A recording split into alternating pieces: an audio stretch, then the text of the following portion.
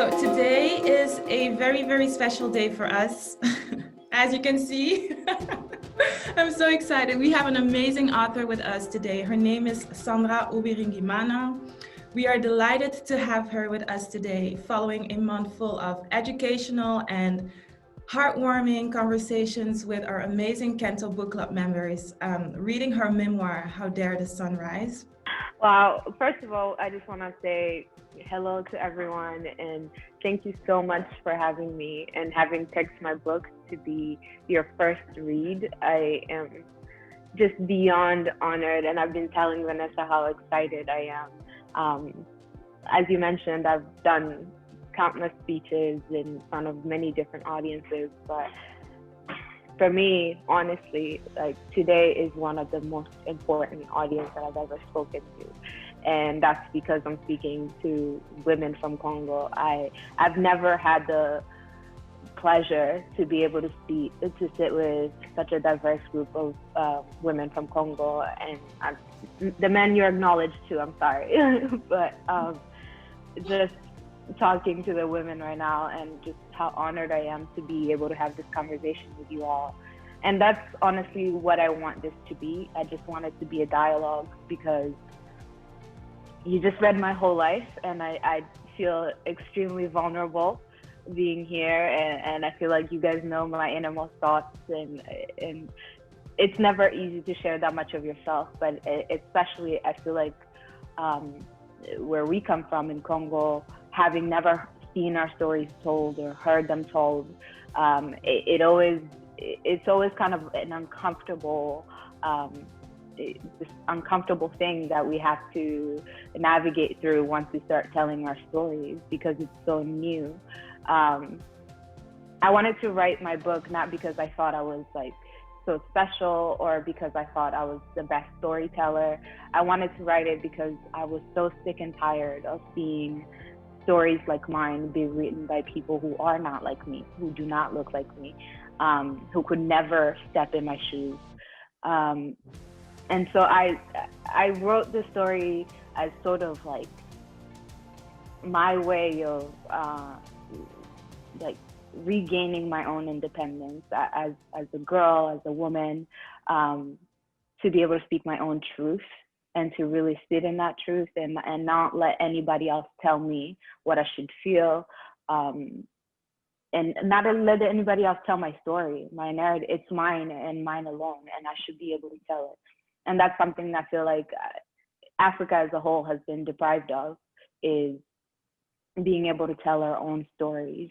And so I'm extremely honored to be able to share that story with you all, and an honor that you found meaning in it enough to invite me here to be with you. But truly, I don't think it's like a unique story because I know hundreds of girls that have gone through what I've gone through. And they're all just as smart, just as beautiful, just as ambitious. They have all the same dreams. The only difference is that I was given the opportunity to be able to tell my story. And I've given the resources, which many never do. And many of us are told that our stories do not matter. Especially, I feel like Congolese women, we grow up kind of in the background, even though we honestly carry the entire country and the whole world.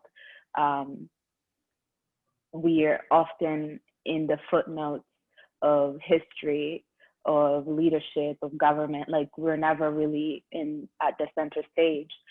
And I wanted to regain that. I felt so powerless my entire life, kind of seeing womanhood and girlhood as like this thing that's like a disadvantage, because people had always told me that it was a disadvantage, and I wanted to prove that it wasn't, that it was in fact because that I'm a woman, because I'm a girl, that I'm able to do these things.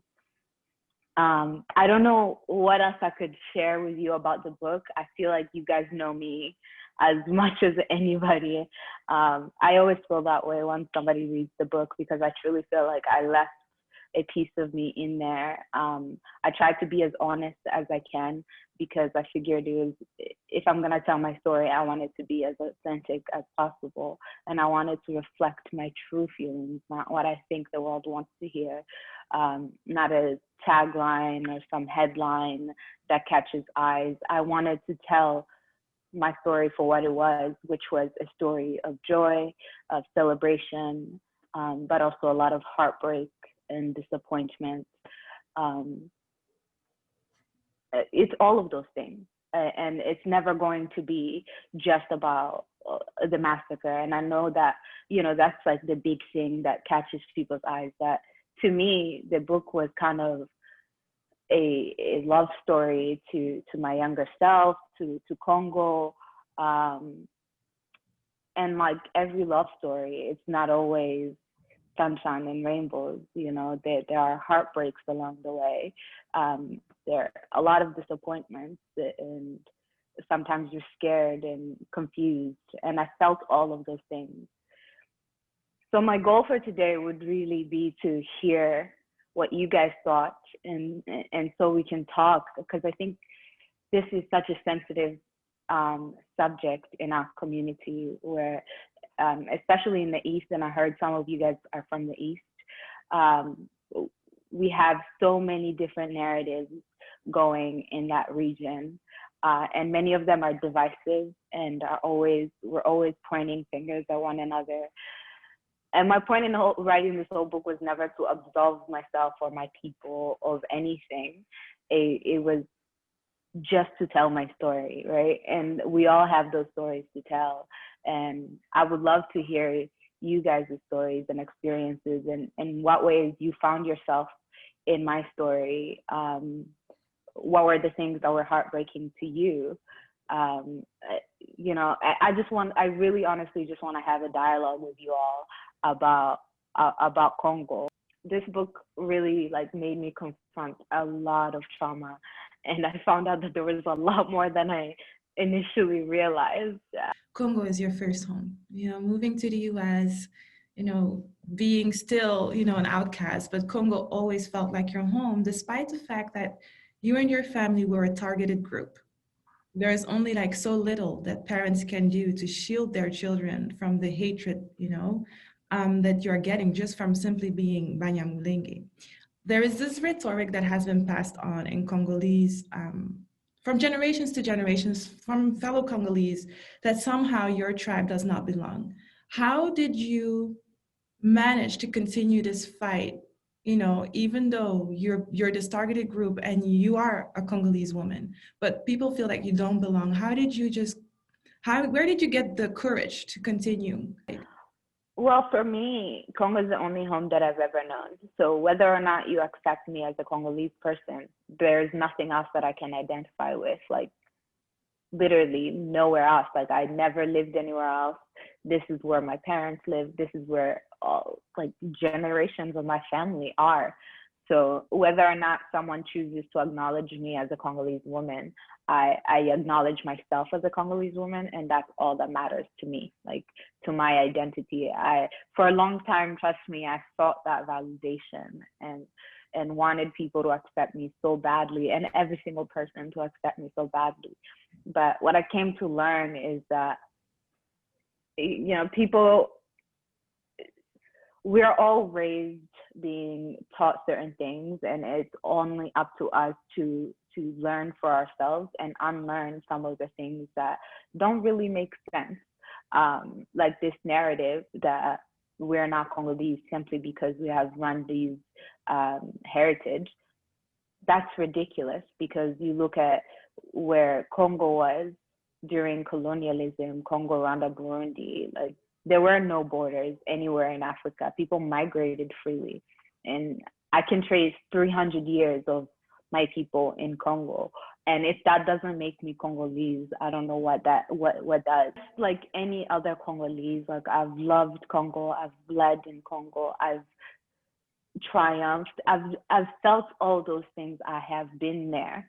And where I am now is like, I don't really need your validation to be called Congolese woman. Like I just am. And if you don't like it, well, you're gonna have to deal with it, because I am Congo and Congo is me. Well, thank you so much, Sandra. I feel like it's actually the first time that I heard about the story of the Banyamulenge. So it was really inspiring for me to discover the things that this tribe went through, and also like how your story just reflected in the whole situation, basically.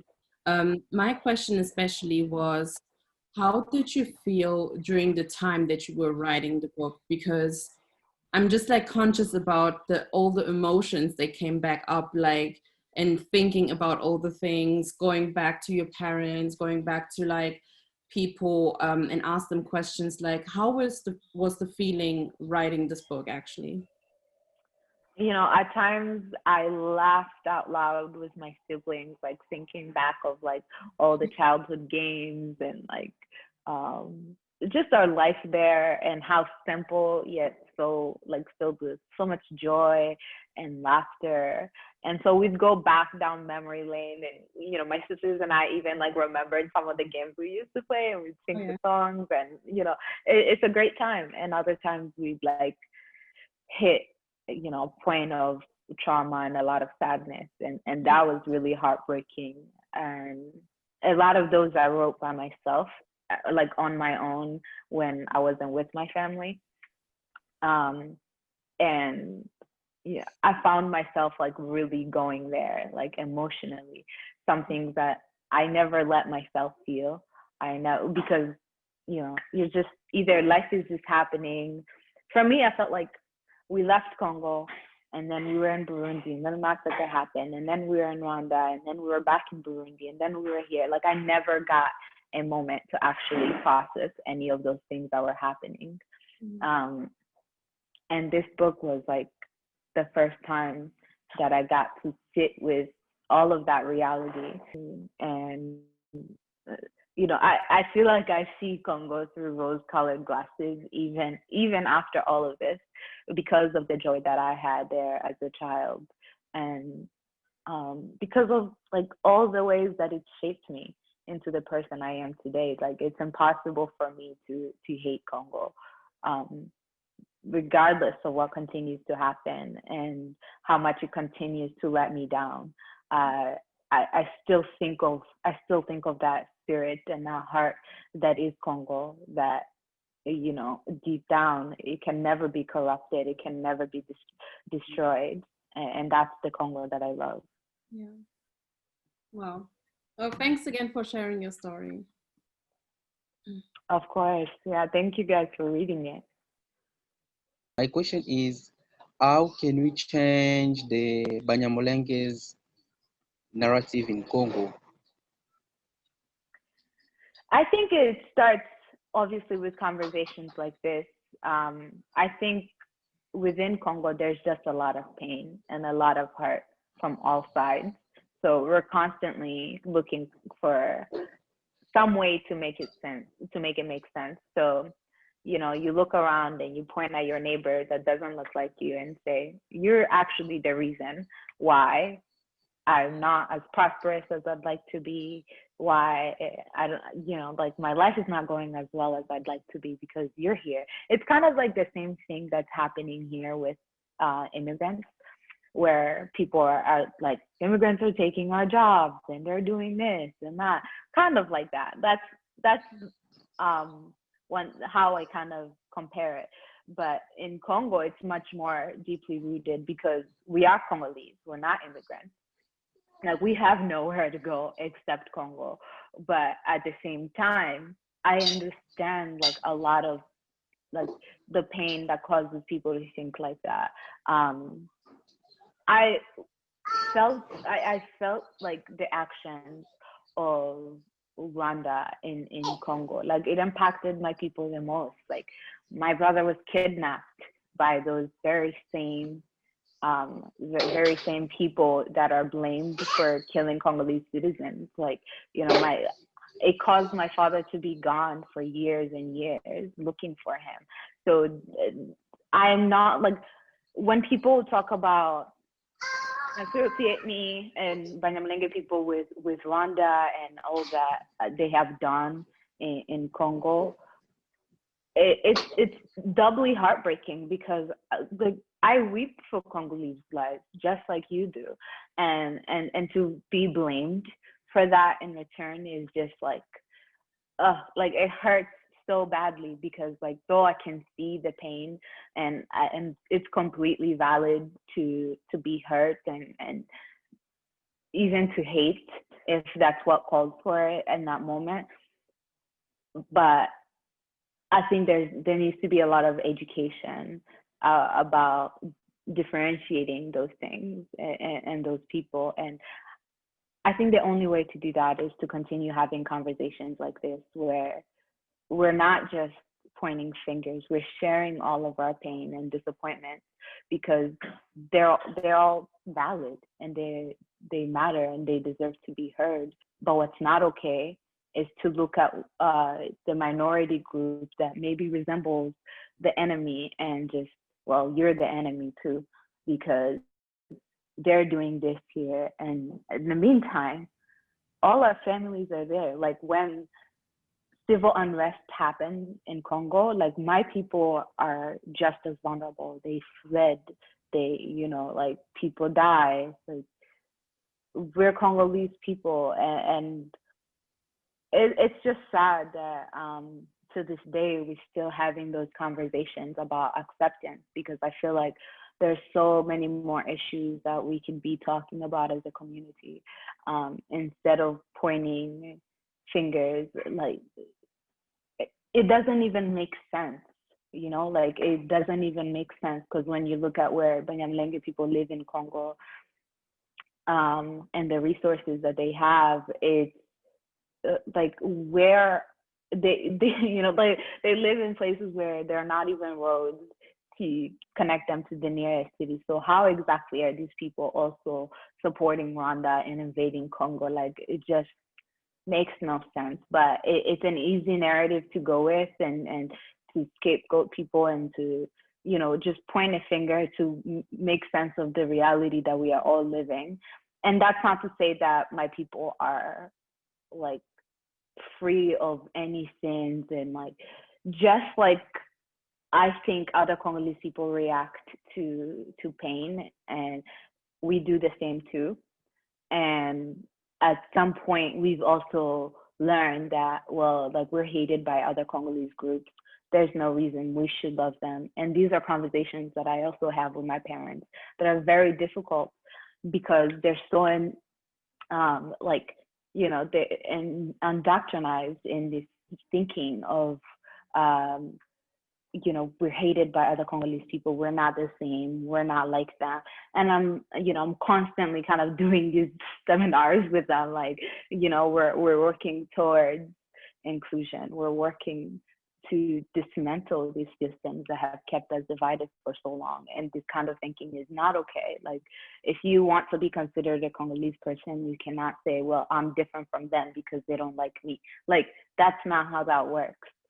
So I think on both sides, there needs to be a lot of education, or re-education rather, and continue to just hear each other and make space for each other to talk about these problems, but in love and acceptance, and not in division or waiting for, just waiting for the other shoe to drop on the other person. Like we just need to be a little more understanding of each other and understand that we have all been failed by our government, our leadership, outside factors. We've all been failed. And unfortunately, even if the Banyamulenge people were to leave the Eastern Congo today, say they just all packed up and went to Rwanda, it would not fix the problems that the region has. And that's kind of the conversation I'd like to be having, instead of pointing fingers at who's to blame. I would much rather just join forces and talk about why it is that we have to stay on each other's necks while we're sitting on gold mines, Well, thank you for being there. My take on the book is that, relating to what you just said, like there's no there's no need to just like have this whole generalization of like, because you look like Rwandese people, you're definitely the enemy. But I think one pressing, not question, but one thing that people have is that they've seen their children, they've seen their wives and their families being like, you know, like they have dealt with so many situations because of the Rwandese. And I mean, I get the feeling, I get the fact that people, because of ignorance, make generalizations and things. But you know, since like the situation that happened in Minembwe and stuff they have taken place, and I think one of the things that many Congolese can tell themselves is that why, if you guys wanna make us feel like you're Congolese so much, like why there's no voice like from one Munyamulenge or like maybe a group or something to say that that they detach themselves from those kind of actions, like they detach themselves from like, you know, having this like kind of idea that we are trying to like occupy the country. And I think that people are scared because they feel like there's no real discourse of people saying that we're actually with you, we don't understand as well. And I think what I liked the most about the book is that when I read what you said, and even when you started, you said that you don't really have an idea of what's going on. You're just a child, you don't even know who is conflicting with who. And when we read the story, it's like one of the words that we said so much is like how humane it is. You know, when I read it, it's like it's just another person not understanding what's happening and having all of these assumptions put on their head, and like, you know, like without even trying to talk to you, without even trying to understand. And I think if we make many more people read it, you kind of understand that you're not supposed to be so political. It's like you're born and you have to be able to explain yourself. You have to be able to like say that, okay, it's not this, it's that, and whatever. But most Congolese, we should know the story. You know, it's not your job to be able to explain to everyone what is this and what is that. So I guess, as I told you, I think that your book should be read by all like students and stuff to understand better. So yes, and I think one of the things I thought about the book is how life goes on, because when you say stuff about what happened, like maybe like how someone punched Deborah, or like how you've been raped and stuff, you actually think that the whole book is going to turn around those events, but then you go to another chapter, it's something else, you know. So like it proves how, I mean, your life has been determined by what happened, certainly, but like you're also someone who goes to university, who has relationships, who has so many things. And I like that it's just like another normal human being. So yeah, those are not really questions, but if you want to... Yeah, I do want to speak on what you said before about not hearing enough voices from my community denouncing the violence. I can personally attest that I did. And I did hear voices from some leaders in my community saying that is not okay.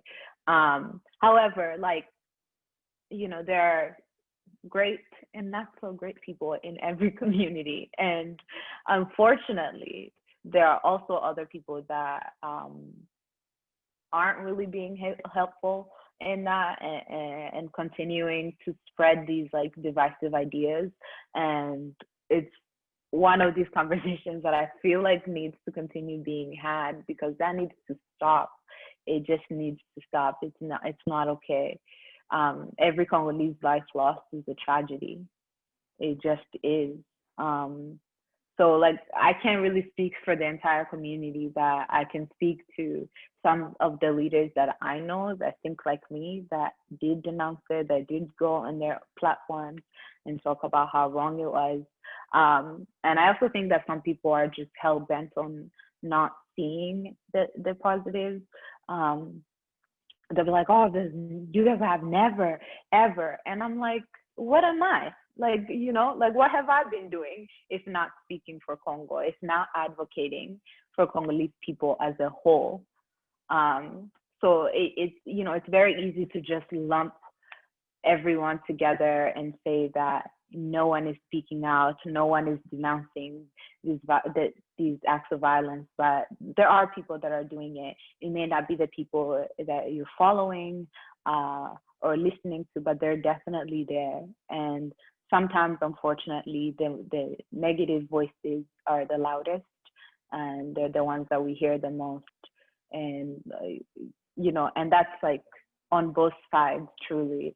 So this book was never to be like, well, my Banyamulenge people are just the only victims in Congo. Like, I honestly consider Congolese people as a whole victim. Like not that we are victims, we're not victims, we're humans who are living thriving lives and powerful in all ways. But I also think we have been victims of mistreatment from our governments and leadership, and lack thereof, corruption, all of these things that are really to blame for us not getting along.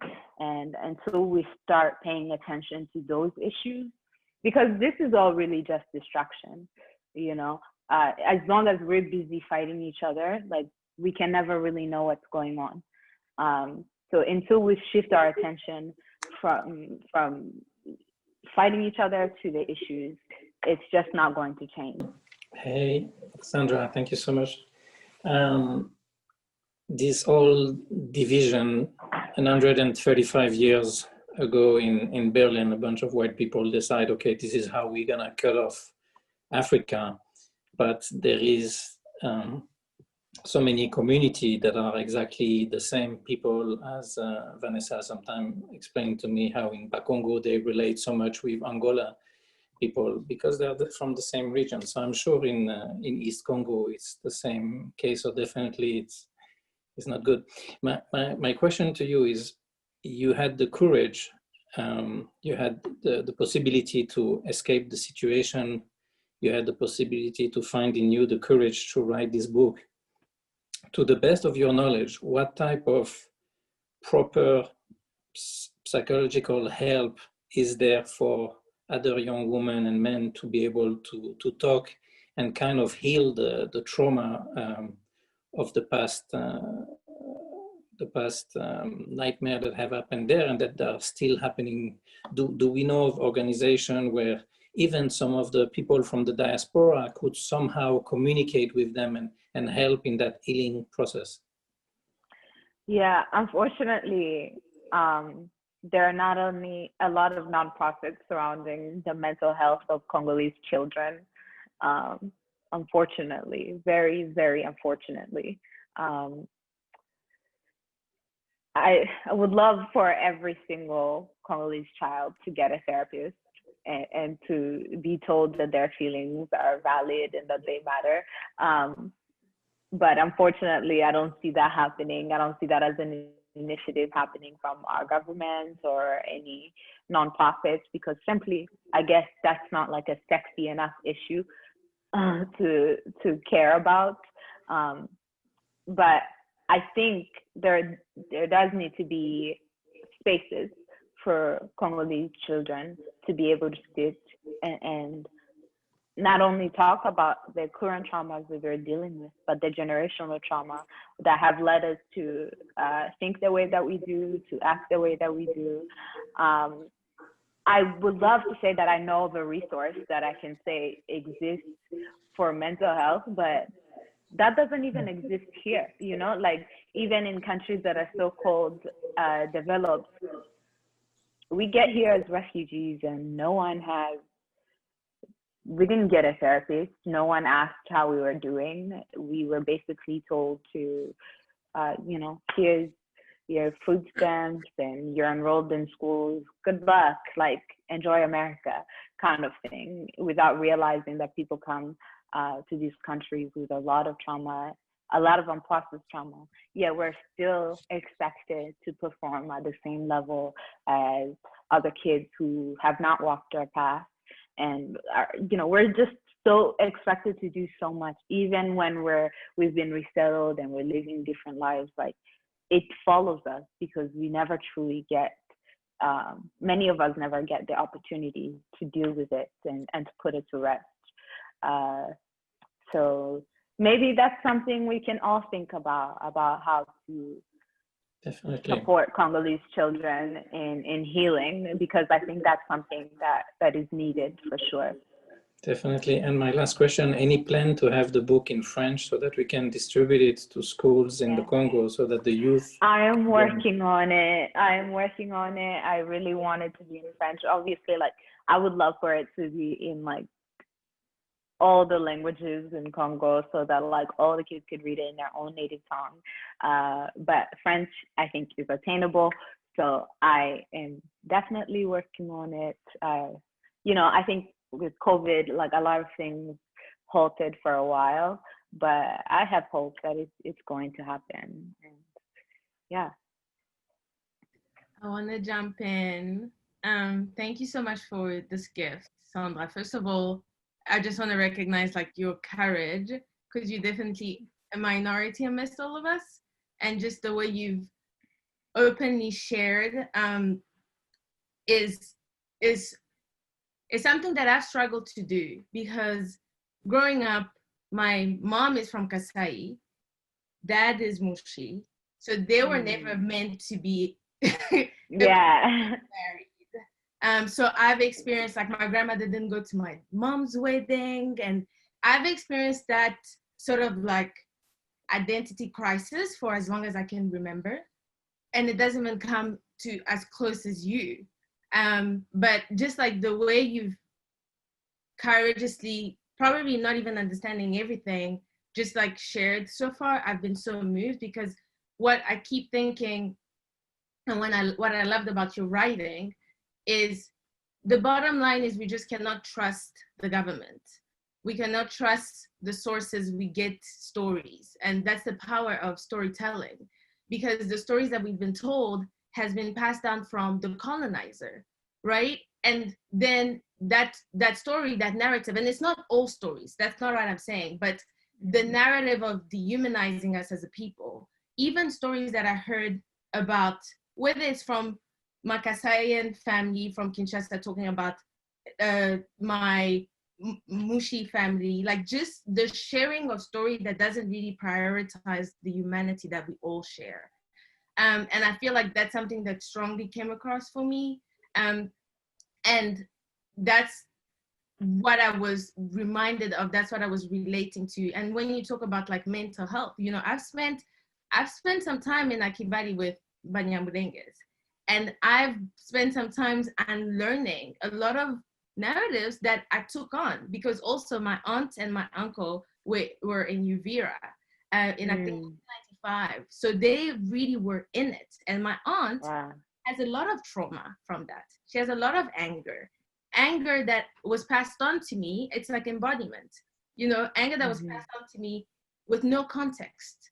But for a long time I've carried. So even when you speak, and this is like someone who does therapy twice a week, and I feel like we can have this conversation, like when you're speaking, there's still a conflict of like, oh my God, like almost like a trust. Yeah. Because it's so deep. Like if this is a story that I heard when I was 5, like your book is powerful, but there's so much unlearning that we all ought to do. And there's so much therapy that we have to do. And then another, like you said, victims, like seeing victims, not just you, or I love what you said, like you never wrote the book to make like Banyamulenges like these just people. No. Yeah, so I'm only like, I'm completely affirming that, because sure, that some people are going to interpret it that way, but at the bottom line is like we have the agency to have these conversations. So I really appreciated like that point that you made, because I was like, yeah, we're not victims, but at the end of the day, we're victims to a system. And I think we need to all understand that the system is just trying to divide us, and that's why this book just brought me into like humanity and like seeing you as me, and that could have been me. We don't choose, and then my question, that's just me ranting. But my question is, how's Rocco? Because that's what I those are like nuances about the book that I loved, because it was just like there's important conversation and important pointers, but I just want to celebrate the details you shared with us that just made you like a girl, a Congolese girl, and that brought me into your world in a very intimate way where I could see myself in it too. Because our experiences are different, our traumas are different, but in seeing you as a Congolese girl and seeing the details of your life, I was able to really just like, it was like moments of breath. It was like, like I can think about romance in her life. I know, right? Like I had to, because I didn't want people to think of me as like just this victim, like this person that's just only sees her life as a series of tragedies, because it's not. Like amongst all of that tragedy, there was a lot of joy still in my life, you know, like I was celebrating a lot of things. And you know, my siblings got married, they had children, I was an aunt. Like there is so much joy, and that's how life works, right? It's never just like tragedy, right? It's always like a balance, and I wanted to show that, and I wanted people to see me for like my whole self as a person, not just, you know, this headline or like I just didn't want that, because that's not who I am, and that's not who I'd like to be. But he's fine, he's okay, but he was not the nicest boy. I was young, you know, I thought I knew it all. I didn't. Thank you. I just want to quickly just jump in, because I was actually also going to speak about storytelling, but more so censorship, and Gift, who just spoke, is my sister. I was just going to make mention of the fact that for me, I have perceived that censorship doesn't always just appear internationally. I think it appears in self, and it sort of relates with mental health as well, because I feel like a lot of the times when storytelling, we suppress a lot of sections of stories that don't align with things that we have assigned as our truth. So obviously when things are being passed down from generation to generation, if something, for example, didn't sit well with me, I'm not going to pass that on with my children. And obviously we censor ourselves into giving our children a lot of holes in truth. And even when Gift was speaking, there's a lot of things that she said that I've never heard about. Sorry, her name is Gift, but she goes by Malia now. But Malia, a lot of things that she said I've never heard about, because a lot of my aunts and my uncles have censored certain things to certain children. So unless we are all together, there are stories that won't ever be complete, because what I got would be a different thing that Malia would get, because our parents almost filter what they think we can handle instead of providing us with the full story. So last week after our meeting, because like Malia said, our father grew up in Kivu, born, raised, lived there majority of his life. And I called my dad and I was like, listen, like what happened? Like I'm reading this book. I had no idea, like I knew of like it's like bits and pieces, but some of these things are foreign to me. I mentioned earlier, so what happened, the beginning of your story was 2004. My little sister was born in 2003. And at that time we were living in Lubumbashi, and in 2007 we moved from Lubumbashi to South Africa. But never in my imagination was what the life that I was living in Lubumbashi, could I ever think that that was happening in the same country. So as I was like conversing with my dad, I asked him, but like, what was your experience with Banyamulenge? And it was very interesting to me, because he said a statement that for me was shocking, because I didn't expect it. And he said that growing up, for him, that term never existed. for him, Banyamulenge was not a term that he heard in his community. He was aware that of like the conflict and the history that happened, but for him, his childhood, he said that he grew up with Rwandese kids, and he's considered them like family and his brothers. And obviously he did acknowledge that there are traumas and there are certain events that happened that throughout his life. But for me, my question is, obviously this book focuses on your perspective. I wanted to just ask, like, what was your parents' like childhood experiences living in Congo, or where, like, because you said in the book that you have never stepped foot in Rwanda, and I just want to know, almost like, obviously writing this book, like you said, you engage in conversation with your family. What was your parents' experience? Because my dad is 58 this year. So I'm not sure how old your parents are, but I would just like, around the same age know, like, yeah, I would just like to know what their experiences are, if it's okay. Yeah, of course. So my mom talks about her childhood very like in the lens of a woman, like not so much so in the lens of like the conflicts that were happening. She was more like, she talks to me about like all the things that were happening to her because she was a woman and because she was a girl, which honestly, like, to this day, like, I just weep. I think about the ways that women were being treated in that time, and it breaks my heart to know that like my own mother like went through it. But I think in terms of the conflicts, they've always existed. Not with this whole, not as intense as they are or have been in recent years in terms of Rwanda and Congo, but the fleeing in Congo, like from regime changes, like all of that brought conflict in the East, and there were like power struggles between groups. And honestly, I don't know too much about their own childhood as relates to politics, but I know that they were always on the move. And that's the thing that my mom always told me, like, you know, we grew up fleeing, like, and now you're fleeing. Like, it's not something that they ever imagined for themselves, but it was kind of the norm. And they have this syndrome that I think a lot of our parents have, which is just to like, they talk about a lot of like really important and traumatic events, like they're just everyday events. They're like, oh yeah, this happened, and then just like brush through it. And I'm like, whoa, like slow down, like actually tell me.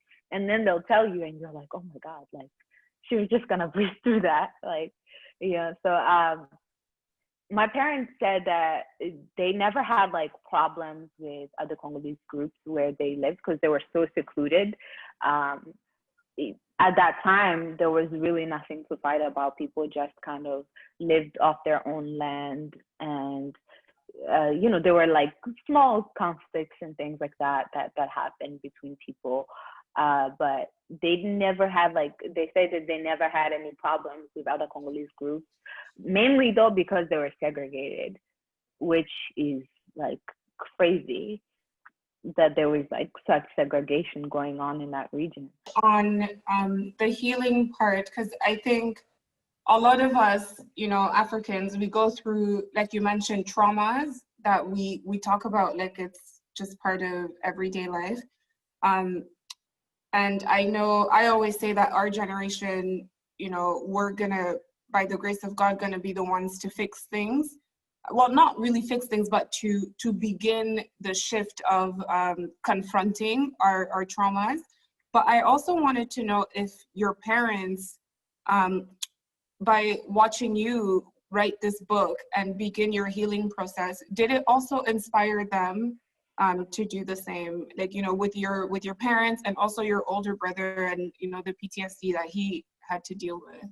Yeah, and I think they all happen like at different times. I remember one of the most important conversation I had with my mom after the book was published, and she like sat me down and told me like more in depth about like her experiences with sexual violence and domestic violence and all these things that she was never allowed to talk about as a young woman that were happening to her constantly and happening to our friends, and that she's never told us ever.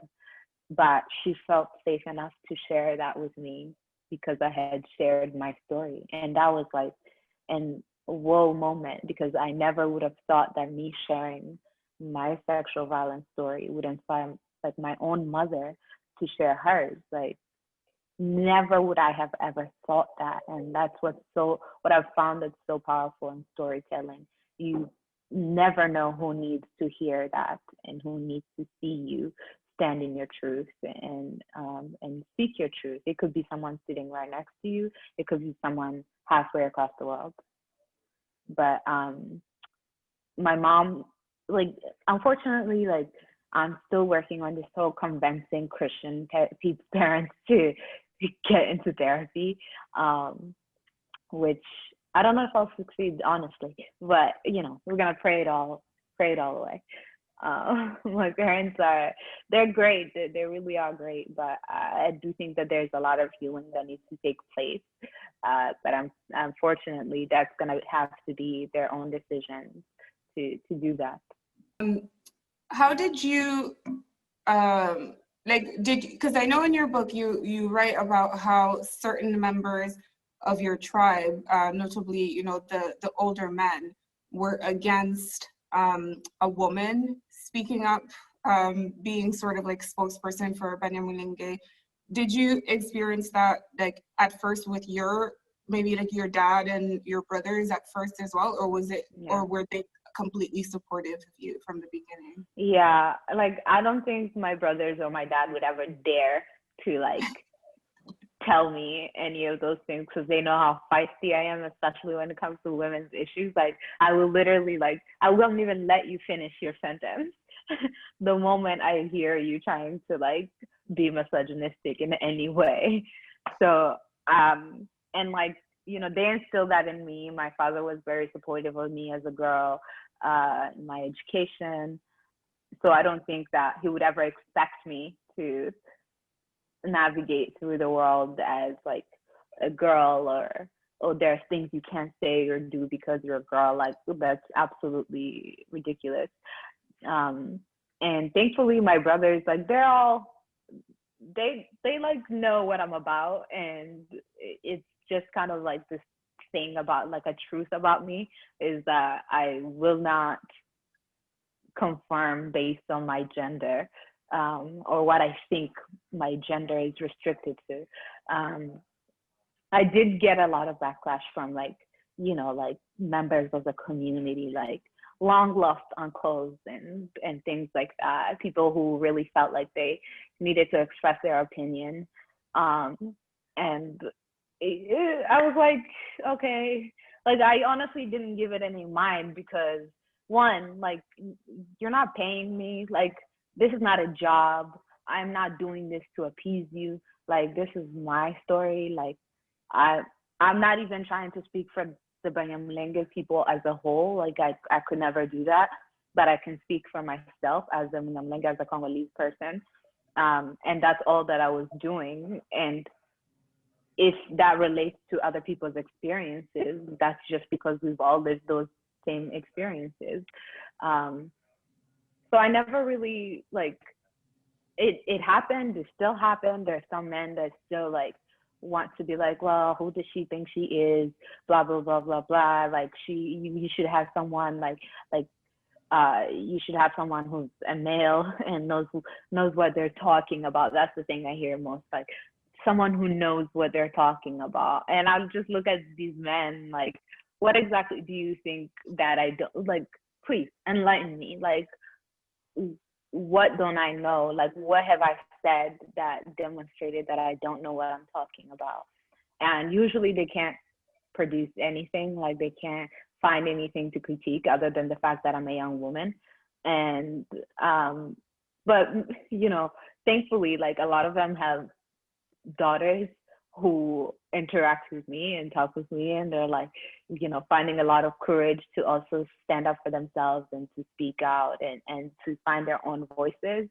So it's been kind of this interesting shift in my community where like there was so much backlash against me in the beginning, and then like a lot of women obviously and a lot of young people in general were very supportive of me, and it's like changed their parents' perspective of me through like showing them, and like I don't know, like it's just, yeah, they have a lot of learning to do, but I'm not gonna let that stop me, and I certainly never gonna censor myself to please anyone, but especially a man. The highest praise, honestly, would have to be this book club and all the sweet and nice things that you guys have said about my book. You guys are the audience that I wanted to speak to, and the fact that you've received it with so much love and kindness, and you've been so gentle and accepting with me and understanding, like my heart is so full. I could cry, but like I don't want to cry right now. Cry But, session here, don't worry. but honestly, it's been the best discussion of my career so far. Thank you so much. It's mutual. The first time we talked, I cried. Everybody knows already. I got emotional. The first book of discussion, it's overwhelming, but I'm just happy to share this space with you. And for everybody to be so intrigued and to be so just happy. I feel like everybody here, when I look at their screens, their pictures, their videos, and it brings me joy. And I think this is the change that we want to see. And it starts with us, every one of us.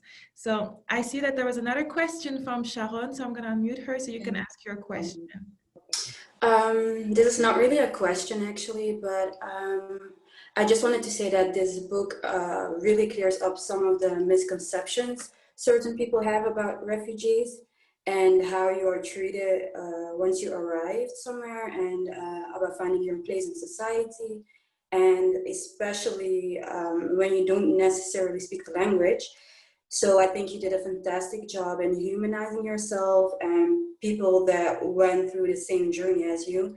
And one of the parts that got me was that you said, for the first time in my life, I became a citizen of a country.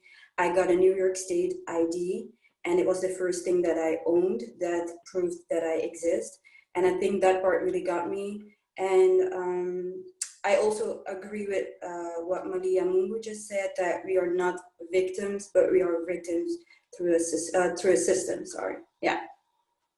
Such a life-altering moment. Like when I got the idea, I was like, I realized I had never owned, like I've never actually technically had citizenship in Congo, and constantly feeling like I didn't belong anywhere. And that was back when I was still doing a lot of work on my traumas and understanding that just because I have a system that does not recognize me doesn't mean that I'm not Congolese.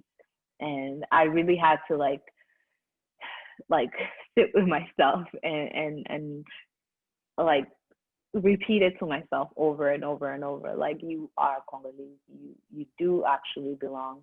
It doesn't matter what a system says or any of this. It does not matter, because you are Congolese. Because if you're not Congolese, what are you? Right? Like, who are you if not Congolese? Thank you so much, Sharon, for your question or your remark. Joanna, you have a question? Yes. So thank you, Sandra, for your stories. I'm in a science political school, and I'm very interested about human rights. So I want to know your opinion about the international organization in those area of Congo.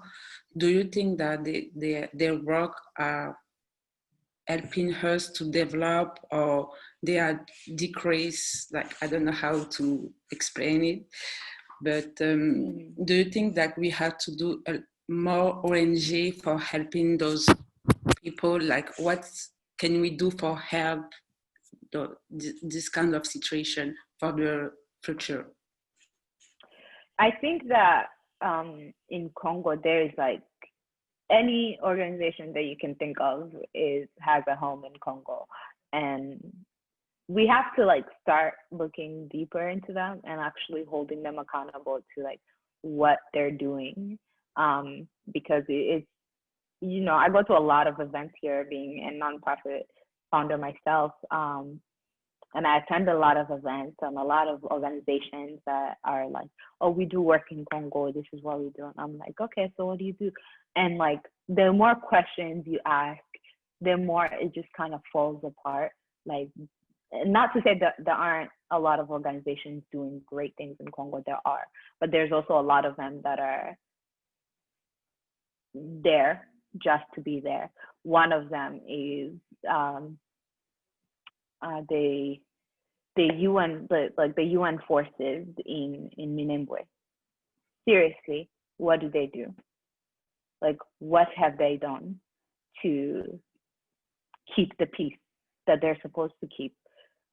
It's organizations like that, and there are millions and millions of dollars that are poured into that organization and that troop in Minembwe. Meanwhile, they don't even interact with the citizens. I was there in the summer of 2018, and I went to visit them and kind of like understand how it is that they interact with the community. Do they engage with them? Do they are they actually fellowshipping to get to know the community and their issues and what they struggle with? They don't even eat the food from Congo. They have their food shipped in by the UN from Europe. And so it's like they're so detached from Congolese people, but yet they're here to keep the peace. And like, how are you keeping the peace when you don't even bother to go into communities and get to know people?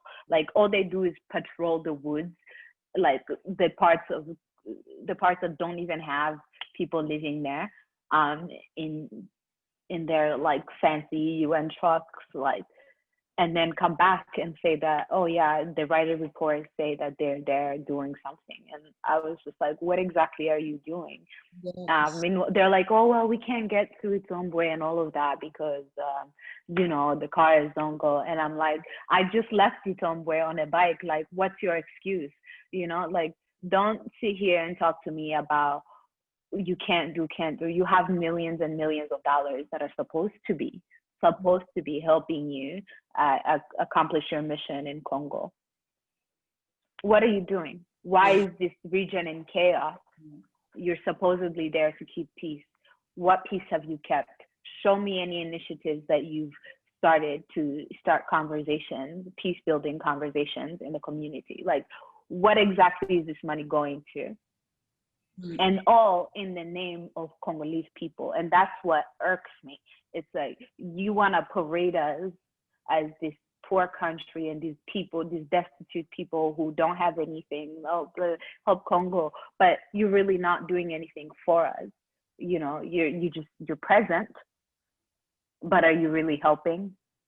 No. Just because you're not hurting doesn't mean you're helping. And in many cases, they do hurt. Like, I talk about it in my book, Peacekeepers, that I grew up around in Uvira, who used to date young women that were in high school with my sister. You know, like, just doing unspeakable things that they shouldn't have been doing. Or, you know, because they're peacekeepers, they know the kind of power they carry. So they would use that to manipulate people in the community into doing what they wanted. So for me, I think that there's just too many people who are not Congolese working on Congolese issues, like, too many. And not to say that you can't be non-Congolese and do great work in Congo, you can be, but I think we need to start setting that standard of, if you want to work with Congolese people, you need to meet these criteria, which I don't think that there are any. Like, any college student can stand up here in the US and say that they want to go work in Congo. Trust me, I've worked with many and they're great, but like, just because you're not harming does not mean you're helping. not really so much a question, just a short comment. Kind of disclosure, to be honest, and I feel bad. I had not heard of, Bonnie Malenga, or had or even like a basic understanding of some of the stuff that was, your people were dealing with until obviously a few years ago. And then I read your book a few years ago. And it definitely kind of opened my eyes a little bit. All that just to say, I think it's important in a space like this where we can actually have a conversation, calm and collected, and not like the way sometimes I think we as Congolese people tend to have conversations like these where everybody's like yelling at each other and no one's really like listening. And I really enjoyed your book because it did something that I think we need to have as perspectives, what people are going through, and not just not just like the commentary you normally get that tends to be honest, like quite frankly, like uninformed, and very emotional, but not with any facts behind it. One thing, like for instance, Vanessa, your partner mentioned earlier about, you talked about, you had told him about like with us, Bakongo and stuff like that. I have a relative, a loved one, someone who I love dearly, who helped raise me, but they have some, anti-Bonnie Malenga sentiments. And I was talking to him last week, and he had said something to the effect of, well, by the way, your grandfather, at least on our side, was the first person in our family and one of the first people to come to Congo. Really, most of our family's still in Angola. And when he said that, I was like, wait, so what's the difference between us and Kinshasa and like the Bonnie Malenga in the East? Like someone could say to us, we're not really Congolese. But I didn't say that to him in my head. And it just, when people have those arguments, like what, these imaginary borders that other folks created, and we're fighting about who gets to be quote unquote Congolese with a C. And it's just like, maybe, like you said, there's other things we could be talking about, addressing. And that's all. Absolutely. Absolutely. I think it's almost those very same people that have like anti-Banyamulenge rhetoric are so quick to accept like white foreigners who have maybe lived in Congo for 6 months, and let them operate in Congo however they please. And I see this all the time, even when I go back, and the kind of access the foreigners get that I'm denied. And it's just like, our priorities are really messed up. They're really, really messed up. Like you said, we're gonna maybe not fix everything, but we can start, and that is like know your history. Like know where you come from, know our country, know the villages, know the borders, know the Great Lakes, like do that history, do that research. And then I think we can, and then when we have an understanding of where we are really from, and then we can start looking into, okay, where are we going? What do we want? And like for these organizations, like hold them accountable. Like what are the requirements to have an organization in Congo? There are so many organizations in Congo, like you just said. It's the business, and that needs to stop. I'm not saying that you need to be Congolese to start an organization. I'm not saying that, but like there needs to be, you need to have some type of requirements before you can enter a country, because it's not necessarily that you're harming, but if you're not helping either, what is the point of being there? So I totally agree with you, Patrick, and like with you, Sandra, as well. Yeah, and it continues to perpetuate this idea that Congolese people can't fix their own problems. Like, I think we are very much capable of fixing our own problems. Just many times we're not actually trusted with the resources that other people are trusted with to fix our own problems. I've dealt with this in fundraising for nonprofits, where like organizations led by other foreigners who are not Congolese are given grants that I'm denied to as a Congolese woman, because they don't think I have the expertise to be able to address these issues. And I'm like, what's more of an expertise than being a Congolese woman that grew up there, that's lived it? Like, what other expertise do I need more than this? And it's not to say that you don't need others, but you do. I have a team of differently skilled Congolese people, but it's like, don't undermine me just because of your idea of what like intelligence looks like. And I think a lot of times as African people in general, we're not thought of as intelligent beings who are able to do critical thinking and come up with solutions for their own problems. I've seen that happen all the time. And so it's always just this battle of fighting against the narrative and saying, actually, no, I am smart enough. Actually, I am capable of doing this. Like, I am the right person to fix this problem because I am Congolese. Yes. Oh, perfect. Thank you. First of all, I just wanted to say, this has been an amazing book. I think for me, growing up, I was just told, you know, especially about Rwandans and the war in Congo, a lot of the information I got fed from my parents, but I'm so glad that I got to read this book because I got to understand it with no bias, actually. I always had a thought about it, but I never really sort of made up a bias. But actually, I'm glad I went in reading this book without a bias because it actually opened my mind to what you went through. And I'm so grateful for you writing this book because now I can go and educate other people about the situation in Congo, and I go and I leave reading this book a lot more educated, so I know what I'm talking about now through your experience. So I just had two questions really. I think I really want to know how your family's doing today, really how are they mentally, sort of what the situation is today with them, you know, just how are they? Really, because I think I just want to talk, because I mean, we've read so much about the trauma you guys went through as a family, and I think for me, I just want to know just how they are. Yeah, they're great. My brother, actually, my youngest brother Alex, who is I'm the last one since Gatumba, but Alex is the next one, and he just got married, which means I'm the last one without. Was not married, and you know he's how coming that is in a Congolese household. So, but it's, you know, it's beautiful. We have a lot to celebrate, and aunt to like 11 little cute kids. They're all, you know, living their lives, and you know, we all have a lot of healing still to do, but everyone to their own time. But they're all healthy and well and happy and celebrating, and that's all I can ask for. That's amazing. And another question: do you still know the words to Kelly Rowland and Nelly's Dilemma? Jesus. I thought I had a bit of fun into it, you know.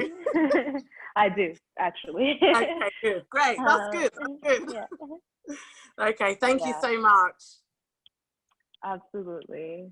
Guys, I forget that I shared so many embarrassing things about myself also in the book. Like, I always forget, like, because many times people ask me to talk about the very serious topics that I address, and then occasionally someone will say something about me that I forgot I shared, and I'm like, oh my God, what was I thinking? Hi. Honestly, most of my questions have been asked already, so I don't really have a question. I just wanted to say to Sandra, thank you so much for sharing your story, and I'm already like telling it to everyone to read it, also to men. And I just learned so much from the story, and yeah, it really touched my heart. It still touches my heart, and I'm just very, very thankful for you to share this with us, and to, like, I don't know how you say it in English, but like to open our mindset, you know, to see further and to see, to understand what other people went through. So thank you so much. Absolutely. Thank you. Thank you all so much. Any plans of another book? Yes. To me, like, I really didn't think I was gonna be a writer. I thought I was gonna get like a political science degree, a master's, and start working in politics, and eventually, hopefully, start working in Congolese politics, which is still very much a dream of mine. And I'm still trying to, like, I'm having this inner battle of like career paths, but I'm starting to realize that, like, I don't have to choose. I can fulfill my political goals and also still tell stories, because I've found not only so much healing, but the kinds of communities that storytelling creates. And I found solace in knowing that there are so many people who share parts of my story, who hear me, who see me, and I want to keep that going. I want to keep telling Congolese stories. It's my goal to just like write another book talking about other stories, other women in my life, and their stories, and just continue telling stories, because I do think that without stories we wouldn't have conversations like this. Like this wouldn't happen. I would never have had the pleasure to have this beautiful conversation with you all, and I think I'm forever gonna keep chasing that feeling of starting a dialogue and really walking away feeling like you've seen each other. That it's the only hope we have as people, is to continue trying to understand. We're gonna start wrapping it up. I asked you privately if you still have other questions. Verlaine, you can ask your question now. It's such a great conversation, and I want to ask Sandra, how did you have a good feedback from Congolese people and abroad when you launched your book? And did you have the time to talk with our government about your book, how we can inspire the youth in DRC? I did get some members of the last government to reach out, like they reached out to me when I was in Congo, but they didn't really so self-serving. Like they didn't have any. To me, I wanted to meet with them so that they can provide resources for the women that I work with, and so to be able to bring like educational tools to the communities. And unfortunately, they had other motives of meeting with me, like political motives, that was just like, I'm not here to be a political tool for anybody. It's not my goal, especially one that does not serve me, like a government that does not serve me or my people. I just didn't want to be used in that way. So I didn't end up working with them, but it's always my goal to be able to bring these kinds of tools and information to my community. I have not had like a large amount of support from the Congolese community, unfortunately. But like you guys are supporting me, and so I'm really happy about that. And I think that's why this conversation means so much to me, because I don't think that I've been given the opportunity by other Congolese platforms to be able to share my story, but to also be able to have these kinds of dialogues. And I'm not sure why. Maybe it is because there are such sensitive topics in the community, but I'm always open to it. I'm more than happy to have these conversations. I'm not afraid to have difficult conversations, and because I understand that at the end of the day, it's not about me or you. It's about like our shared trauma that we've experienced in this country. I don't know. I hope that I do get that support, and I hope that I do get the opportunity to bring this book to many more. But so far, I can honestly say that I have not had a large outpouring of support in the community, which is unfortunate, because then I have like all these foreigners that are reading the book and like using it in classrooms and all of this. And like part of me is like, a part of my heart is just like not satisfied, because that's not who I wrote it for. Like of course I'm glad that they're reading it and they're finding meaning in it, but I wanted it to be a conversation starter for people like me. Like that's why I wrote it, and it hurts to feel like it's not being received by that community. That's why I think it's so important that with this book club that we focus on others like you. And you say you didn't get the opportunity. This is an opportunity, no matter how big, no matter how small. I know all these people individually in their lives, with their friends, with their families, with their coworkers, that they will be more informed and they will share the knowledge that they have now. That is what I'm committed to, is to make sure that we ship these books to some Congolese girls. Yeah, that will be an amazing moment to have Congolese girls reading your book, you know, like children. So I think with that being said, anybody has the book, like the hardcover, by the way? Isn't it amazing? I love that, like the visuals, like the pictures are everything. So I'm really happy that you added the pictures in it as well. And you see your life as a teenager, you know, growing up, going to parties. I love it. It's beautiful. So, well, Sandra, you truly represent the change we want to see in the world. You really do. And your courage, your strength, it was really an honor to be talking to you today. And I want to thank you so much for joining us, Sandra.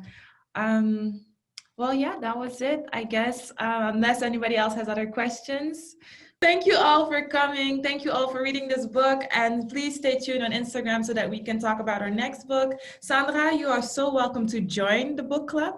Please do. Of course, you'll be seeing me. You will be seeing me. I love reading, and I would love to be a part of your community. So thank you.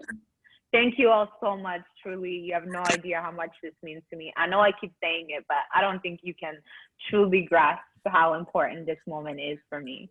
But I just want to say that I thank you, and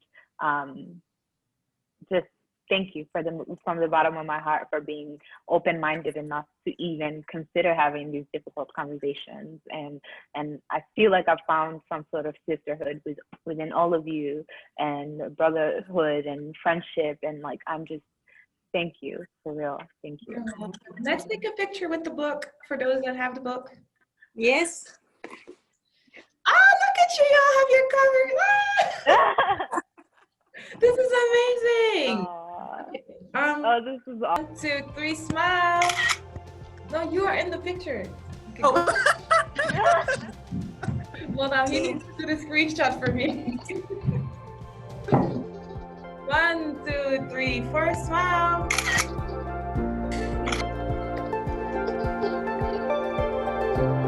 Oh, this is awesome. Please share those. Thank you guys. Have a great afternoon, evening. It was nice to see you all.